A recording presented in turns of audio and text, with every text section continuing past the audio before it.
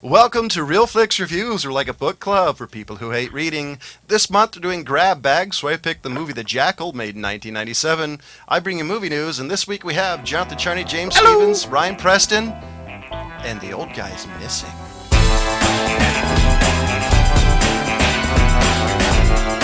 So who has the description of this movie? That would be you. Oh, yeah. Okay.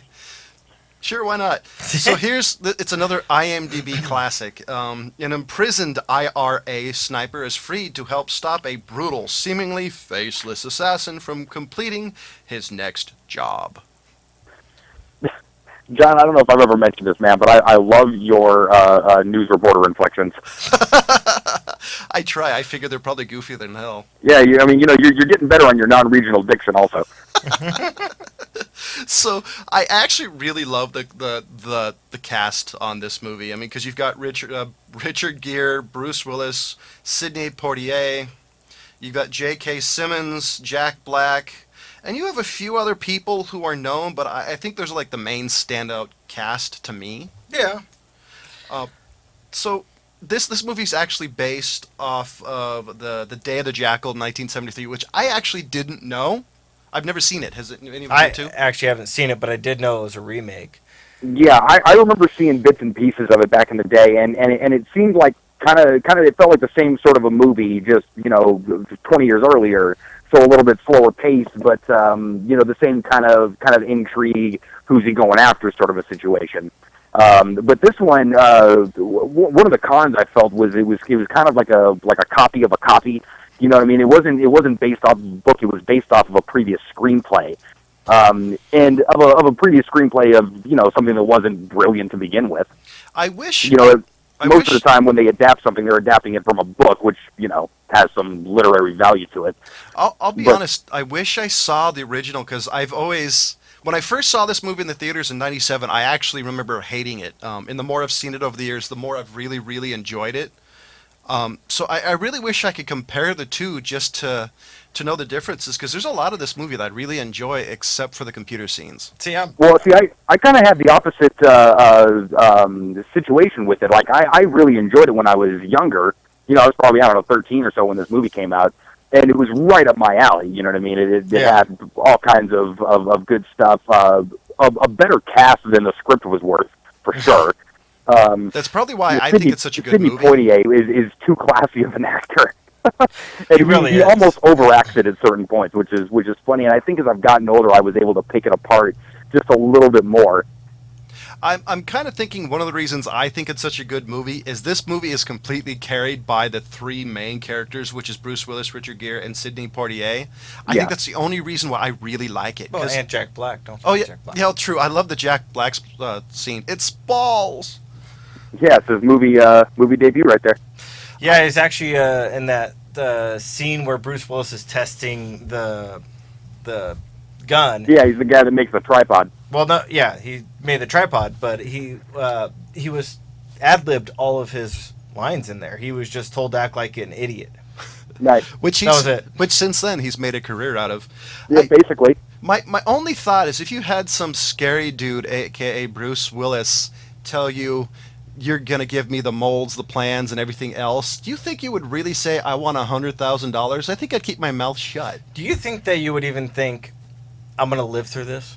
Yeah, it's definitely not somebody I would try to renegotiate with. Right? Yeah, especially not at the end after telling him, I couldn't get the adamantium. Titanium. Or titanium. Yeah. The adamantium. Welcome to the Marvel Universe. Next stop, Wolverine's house. But yeah, once he starts telling him, it didn't quite work out the way that we planned, but, And especially after he said, I need 50 grand. No, 30, no, 40. Yeah. I would have just taken the money and run, eh? Yeah, really. I gotta say, for Bruce Willis, if I was Bruce Willis and they asked me to kiss another dude, I would not have to work the rest of my life over that scene. So that kissing scene right there, man, dude. So like Holly You Berry's, couldn't afford me. Like Holly Berry's breast scene in but what's Swordfish? Wasn't it like $500,000 or something? Yeah, like it was a good chunk of Yeah, change. something like that. Yeah, I mean, I thought it was a good choice for the character. It was actually one of those three-dimensional moments. Like, okay, well, this is somebody who's obviously, going to do, like above and beyond what it takes to hold a cover. Oh Yeah. no, I completely agree. I actually thought that's actually one of my favorite parts of this movie is you get to see him play 2 or 3 different characters, and seeing how Did John just say his favorite scene of the entire movie was Bruce Willis kissing another guy? Yeah, that's what he said. No, that's not what I meant. I was just asses. putting that out there. I guess I should. Hi, Laura.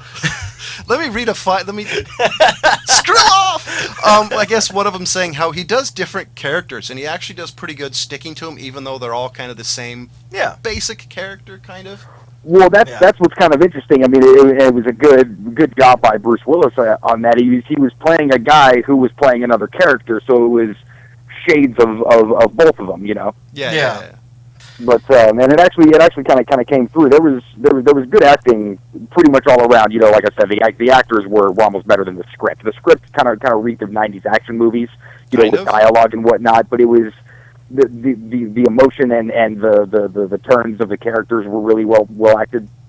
And what it really had going for it in the mid '90s, they really nailed the idea of like a dynamic chase, with some good cinematography kind of came around, and everything was still practical effects.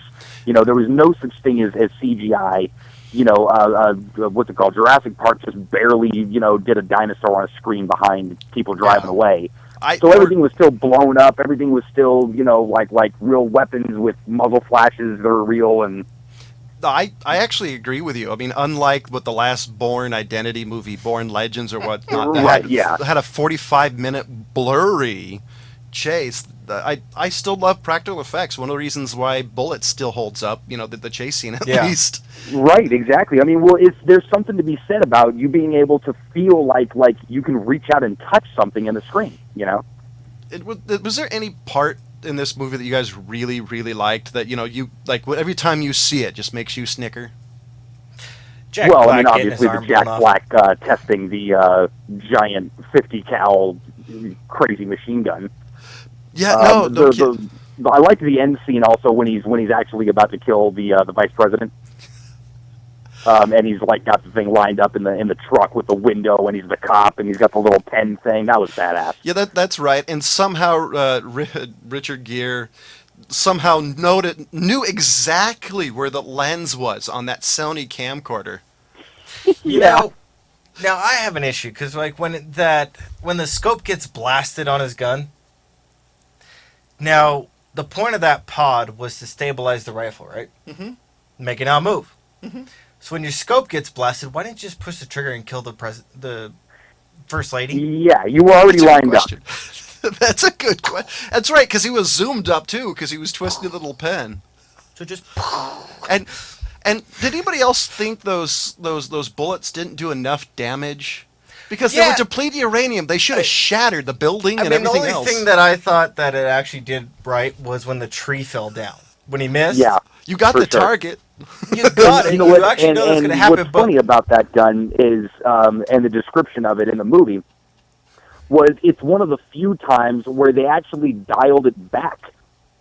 yeah, From what that gun is actually capable of. Most of the time, you see a 9mm shot through paper. Not only does the paper come towards you for some reason, but it's a huge hole, like somebody shot a cannonball. Oh yeah. yeah. Now they did do one when the tree fell and then it hits the podium. I thought that would totally destroy that podium, but it just put little holes in it. The funniest thing. The funniest. Did you notice that? The funniest thing is, so according to one of my favorite websites, the International Movie Firearm Database, the movie, they said it was a Polish ZS-133 14.5 millimeter. It turns out it was a Browning M2 HB mocked up as a KPV heavy machine gun, which Ooh. which I thought was funny. I think it's a great use in mocking something up, but I thought it was pretty funny. You got something that's a 50 caliber machine gun turning it into a 14.5 millimeter cannon. Yeah, Not really. sure if that's going to work. So now there was two things in this film that actually really started getting on my nerves, and I'm gonna see if you guys noticed. I'm pretty sure John noticed it. I'm pretty sure Ryan did too. Which part? But I really don't want a sniper overwatching me that has absolutely no trigger control. You mean when McQueen was going Yeah. like that? Yeah, he's Yeah, scoping the crowd seriously, with keep his your finger on the damn trigger. finger off the trigger. Don't sneeze, dude. Yeah, seriously, it's a light pull. It's a sniper rifle. And I love how the fact he's going, okay, there's our guy. There's our guy. It's like, come on, man. Yeah. Oh, by the way, why didn't anybody panic when he shot the stupid lens? You think it would be like, just chaos. But no, everybody's like, I wonder what that was. Was that a bird? A plane? Well, Oh no, that's my head exploding. And these are the kind of things that are kind of fun for guys like us to sort of pick apart. I mean, totally. we actually like enjoy shooting guns and things like that, and are able to notice just weird little plot holes. So these movies are kind of fun for on a dual level, But Yeah, the other one that made me really laugh was, and this is the first time I caught this, people, is I was watching how the Secret Service agents were escorting the First Lady out. The dude with the blonde hair, right before they put her in the vehicle, chucked her into the vehicle, like grabbed her like a sack of potatoes and threw her in. I was like, oh my god. So if you guys ever watch this again, just look for that. I don't remember that. That's funny.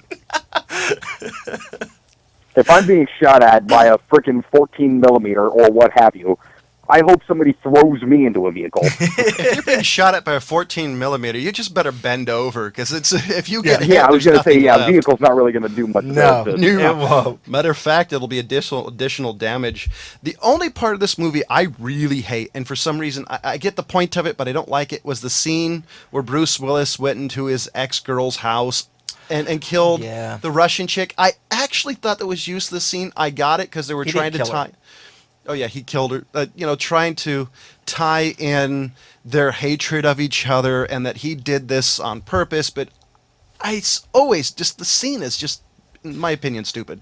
Yeah, the only thing I thought was creative was the music going on when he did it. Like every time the music would just start blaring and he starts shooting type thing, and I thought that was a nice little touch to it.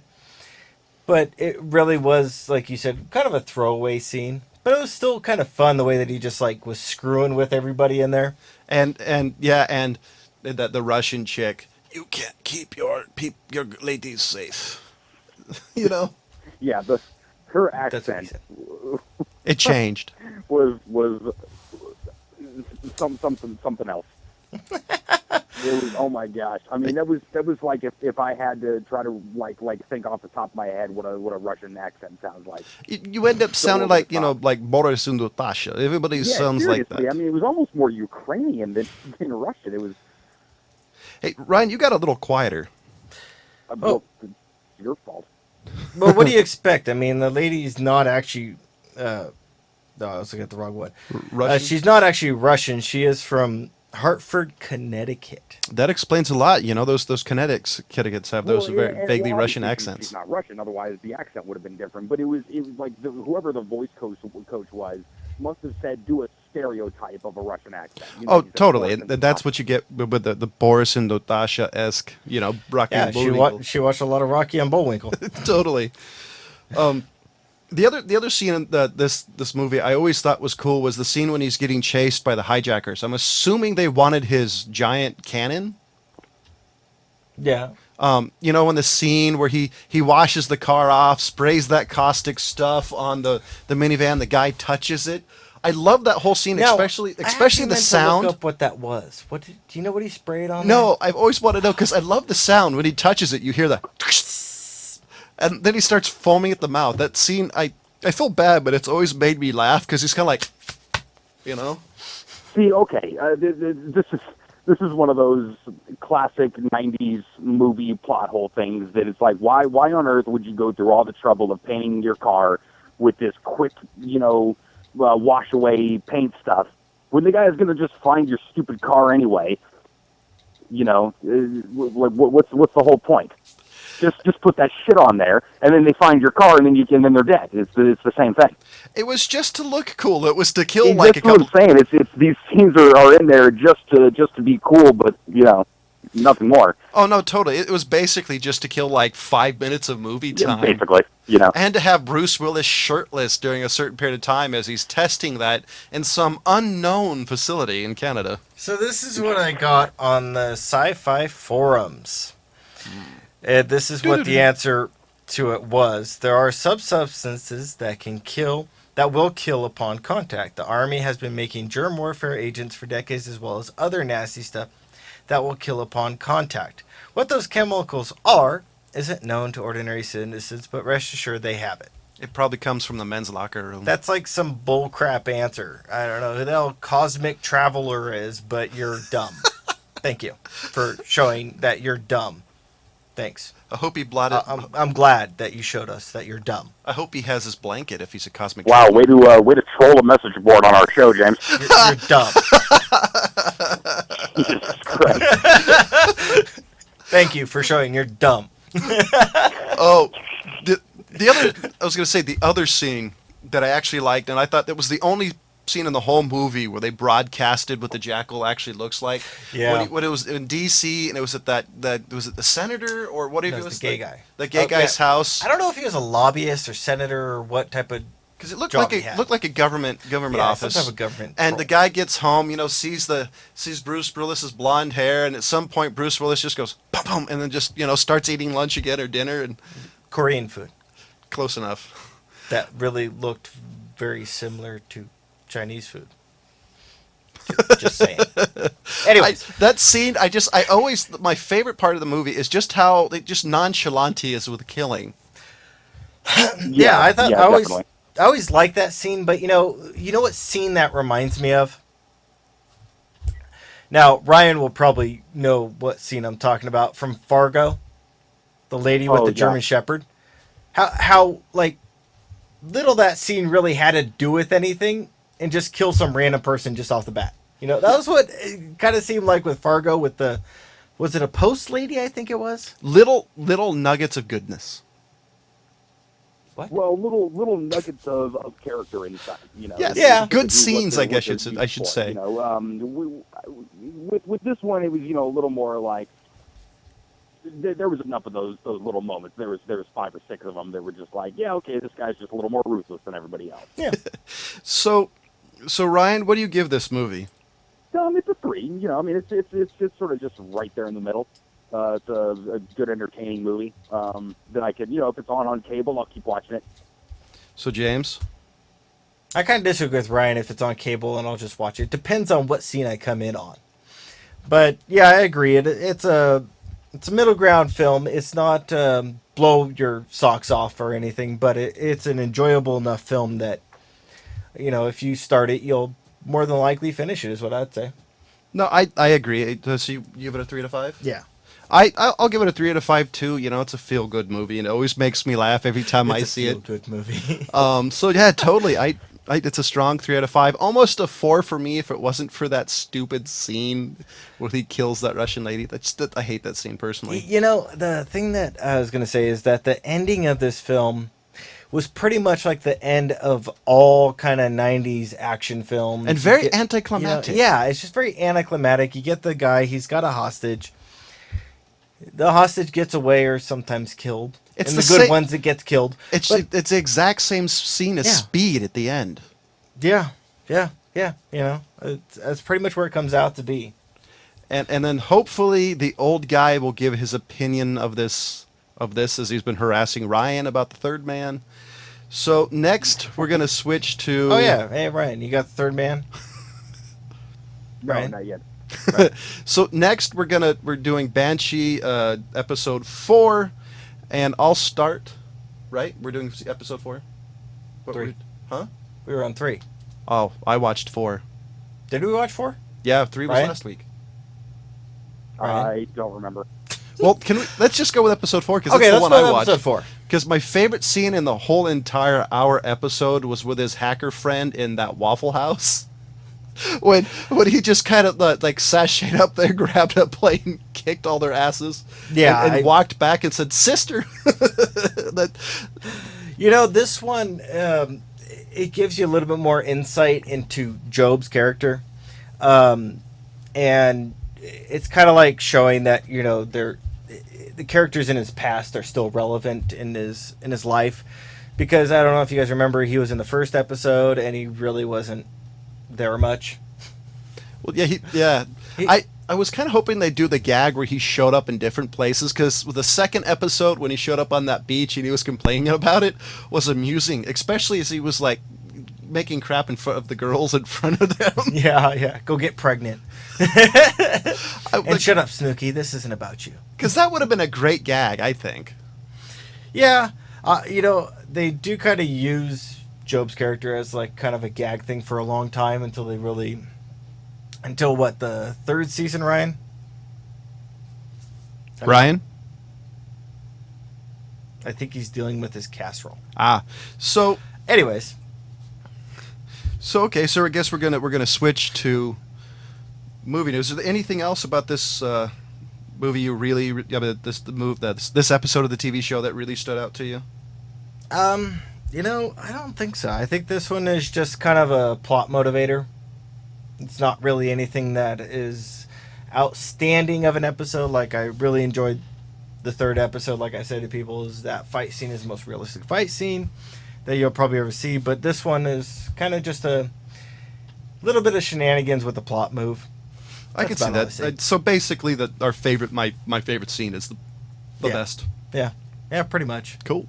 Want to remind everybody, we do have a Facebook page. Do you love us, hate us? Do you think we suck? We'll even read you on air. Let us know, is there a movie or genre or theme you'd like us to do? Hit us up on the Facebook page, and we'll do the movie, because we want requests, please. Also, how about pause for the cause and donate some money to Old Guy Tech TV so we can be like Accord Motels and leave the light on. Thank you. Hold on. If you guys ever put a Scorsese on there, I won't do it. Thank you. You know what's going to He's happen bullshit. now. He's we're crap. We're gonna end up doing a Scorsese. I hate I Scorsese. I hear one coming. I'll watch Dog Day Afternoon before I watch Scorsese. Holy shit! Thank you. One day we're gonna have to do a James rant episode, and he'll talk about that movie because it's hilarious. Until then, stay tuned. So, a couple interesting things. The trailer of Suicide Squad came out, Yes. and that's on our Facebook page. I'm actually excited about this movie. I think I gotta go with your dad on this one. I'm so sick of comic book things. But, it seems like Hollywood's not gonna do anything else. Like we've said multiple times, is not gonna do anything, but they know there's a sure thing. Oh, no, I completely It's kind agree. of lame, but, that's the And- truth. The one reason I'm really interested in this movie is this is the first movie with a Joker without Heath Ledger. And if you've been watching this show for any length of Yeah. time, he is the best Joker. Yeah. He, Too bad Brokeback. He took over Jack Nicholson's crown easily. So I'm hoping this is good. I think it's going to be in a different direction, though. Well, do you think that they'll still kind of go with, Like psychotic. yeah, kind of like the Luke Skywalker, I think you would the have. Joker. I think you would have to, because that's the character. But which way do you take it? Yeah. Like maniacal, like crazy, cartoony. I mean, how do you? Well, I mean, the one Joker that I didn't really like was the one that was kind of like the bouncy Joker from, I think it was the Batman. Was it the Batman? Like the movie or cartoon? The or TV cartoon. show? Oh, okay, yeah. You talked about the one that came out in the 2000s something. Yeah. It Wasn't- I couldn't find it. I was It was looking like for it the one that had like parkour style to fight. Yeah. It was kind of like an. But it was like Rastafarian one. Yeah. I actually kind of agreed. I mean, that character wasn't the Joker that I personally fell in love with. If you can fall in love with a psychopathic, maniac, insane guy. Go watch the Batman from the 90s, the cartoon. Bingo. And another piece of news that I'm actually kind of excited about is Mel Gibson to be creative advisor on a Second World War film. And the reason why I'm excited is Mel Gibson's getting into cinema somehow. Yeah, he's got back in. I'd rather see him just direct his own movies, because every one of his movies have been amazing. Yeah, but if any, young upcoming directors are thinking about making a break into Hollywood, don't do what Mel Gibson did. Don't burn the Jews. Don't do that. That's just no. Where's Ryan when we I need some know. sort of joke? Ryan, hello. Hello. Oh, Well, so I guess we're going to go in a speed round. John C. Reilly confirmed he signed on for another Wreck-It Ralph. not excited. I liked the I first liked one. Wreck-It Ralph, but Do you Well- really need to keep going? Well, the question is, when you first heard Wreck-It Ralph was coming, were you excited about it? Because when I first heard it, I was like, man, it doesn't really excite me, but it's entertaining. There's a lot of references to I older liked movies. the but, premise or of it games. because it was really like you mentioned is the games thing, and if you were an arcade game player back in the day, you got a lot of enjoyment out of kind of the nostalgic things that they did with Wreck-It Ralph. Oh, totally. So I enjoyed that part of it. I was kind of excited to see what they were going to do with it. I wasn't disappointed, but I don't think we need to keep going because this is just a rip-off of Tron. In a very Very loosely, I guess. very you could say loosely that. thing, but it's just a rip-off of the plot of Tron, and that kind of bugged me out, And honestly, I was let down by the Tron 2. Yeah, I really liked the first one. He hates Tron.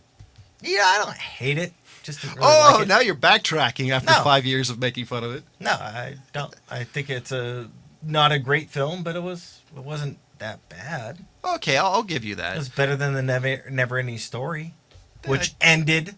Jerks. And I won't forget that. in the I'm happy but what the hell moment, the classical 80s sci-fi, and this is the title, by the way, as my iPad just crashed. The classic Blade 1980s sci-fi movie is getting a reboot using virtual reality. Can you guess what Blade it is? Runner? The Last Starfighter. Oh, God. And by the way, I actually like that movie, but I'm not sure if you can use classic and The Last Starfighter in the same sentence. I'm pretty sure you could get close to Blade Runner. But according to Variety, Starfighter, scribed by Jonathan Butel, is working on a TV spin-off titled The Starfighter Chronicles, and much like its predecessor, is looking to push the boundaries of what is possible with technology. Do you think they're gonna do like that scene that they did in the last Starfighter, where everything like freezes as they're falling and all that crap when they go into warp or whatever? Was it warp speed or some crap like that? Yeah, whatever they call it, Starfighter speed. The drive turned on or something. I The Omega Drive. I actually like the movie, but I just don't know if this is going to be good because it might be like that cheesy cartoon, that cheesy live action TV series. It was like X-Men. It was like the Mutant Chronicles. How was it? It was very cheesy. I don't think this is going to be good. Instead of being like Stargate, it's going to be like, the Star Wars Christmas special. Which I have finished that. I watched the entire thing. Somebody needs to help him. And Finish. I know we're coming I up. have it on my computer if you want to watch it. And another, hopefully it's over moment, Resident Evil, the final chapter is now going to start soon. Can we give a round of applause to opening to ending it with Mila Djokovic? I actually liked the first one, and the second one, you kind of had a little bit like, okay, they could turn it around, and then the third one, you're like, what the hell are you doing? Wonder what happened. What the hell are you doing? Pushing buttons. Anyways, but yeah, just end it. Just get over with. Rip it off like a bad, scab. And, oh, jeez. What? You Rip still it going? off like a bad scab. You still going? Yeah, there was one more, and I actually was really excited about it, but for some reason... Oh, this one is a shout-out to Ryan. I wish he was watching. Hugh Jackman confirms his last X-Men movie is going to be Old Man Logan. Nice. This I is heard that he's done. This is an awesome comic. If anybody get a chance to read it, you should. It's about Logan being an old guy, and it's awesome. Yeah, and this, from what I've understand, Hugh Jackman is done after this. He is not going to play Logan anymore, or again, according to him. We'll see if he sticks with that. I mean, somebody throws enough money at you, you got to rethink some things, but... I actually think he's going to quit retire. because at this point, I just think he's too old to play Logan minus Old Man Logan, and he's actually too tall for the role to begin with. I actually liked all of his films that he did previous, before he became Logan, except for the Australian. Just stay away from that. But, all of his roles that he did before that and after, except for the Wolverine. All right, there's a couple other ones. But anyways, after that, he did some pretty good roles. But, I mean, he did some really great acting, and I would really enjoy to see him get back into that. No, totally, because he has such a good range of does. stuff. I would love to see him really see what he can do. And the last bit of news is the official complete trailer for Batman and Superman: Dawn of Justice is actually out. I saw it. What do you think? I actually gotta admit, I'm kind of excited for it. Because, Wow. there are some things, I usually stay away from those trailers, but I just caught it. I'm like, you know what? I despise, this, I really don't like Superman, but then I was watching what they were doing and what they're going to be doing with it. And I'm actually kind of excited for it. I was looking at Ben Affleck's type of thing, and it looks like he's playing an older Yes, an old Batman, grizzly. an older grizzly Batman, and I think he might be able to do it. I'm really hoping to, come on, Ben, prove me wrong, please. Because this is the one I'm looking forward to. Because I'm hoping you get to see the old grizzly Batman, the less Batman, the Batman that's not as, oh, I can do this, that I'm the Dark Knight, I'm just gonna kill you, I'm gonna get you out of my way type of Batman. That's the one I really want to see. Yeah, but it looks like, from what I can tell in the trailer, it looks like they're both going after each other, put each other in place. Yeah, and then So that'd be interesting. Then you see Zod's body, which I think is gonna play into the bad guy. Yeah. Because you also got to see Luthor with a full set of hair. Yeah, I'm actually really interested in it because, like I said, you got both fans coming in to this one, and I want to see which way the director decides to go.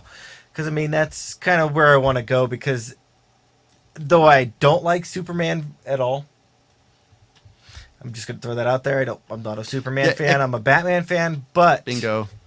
Batman and Superman both respected each other, and I want to see if they can pull that off nicely enough to appease both fan sets. I have a feeling what's going to happen is, I bet a quarter to half of the movie, they're fighting and giving each other crap, and then something happens where they're forced to work together. Yeah. It's kind of the plot of every time they've met. Yeah. So I'm looking forward to it. I totally agree. And by the way, Superman absolutely sucks. And yes, I'm going to hate mail, but Batman is a better superhero. Because he has the greatest superpower of all. Come at me. Let's do it. Go on. He has I've money. done it plenty of times. I got so many arguments as to why Superman sucks. So Bring it. At some point in time, we're going to do a Real Flix review rants. And we're just going to go off and see what happens. And so, ladies and gentlemen, I gave the movie The Jackal a 3 out of 5. Ryan gave it a 3 out of 5. James gave it a 3 out of 5. And the old man's not here, so we'll hopefully hear what he doing my pick? what he thinks. Yeah, and then you're doing your pick. Yeah, and we're not going to be on next week. We will be on the week after, correct? We're 2 doing weeks or 2 weeks? we're doing next week. It's the week after. We're doing next week. It's the week after. Yeah, okay. the 27th. We're not. So gonna do. okay, sorry, a little confusion there. Sorry. The one that I'm going to pick is a movie that came out in 2010 called The Debt. And what TV series are we doing? Old guy wasn't here, so I think that discussion needs to be brought up with the old guy. So I think we're just going to keep rolling with Banshees. He's episode 5, and we'll make that decision next week. Okay. With the old guy. So there's a potential for the old guy to pull the cranky card and not watch it. But That's all right, but we will discuss what's going to happen. Yep. All right. And old guys will be cranky. And and just as always, thank you for watching. Goodbye.